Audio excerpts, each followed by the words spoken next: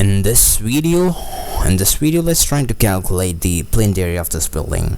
Plinth area indicate the total area between the walls, between the external face, including each and every walls here.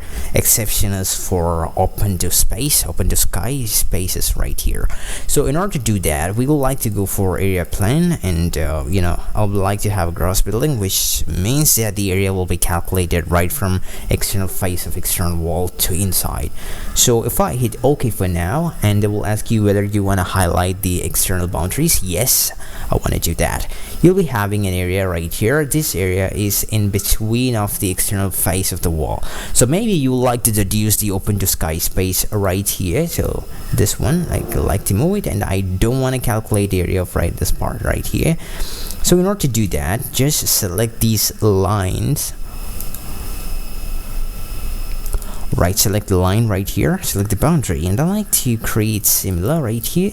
And maybe if I try to draw a rectangle right here and observe that, okay, they might show you some error, so really doesn't matter, just hit OK.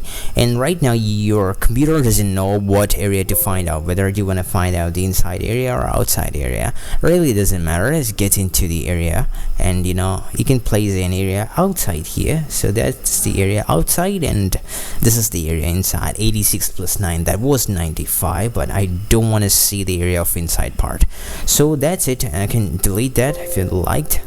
Okay, so the area or the plinth area will be 86. Right, if you want to exclude one more room right here, you can do that just by select the line and create similar, and you can pick line. Okay, one is here and one is here, and I can trim it.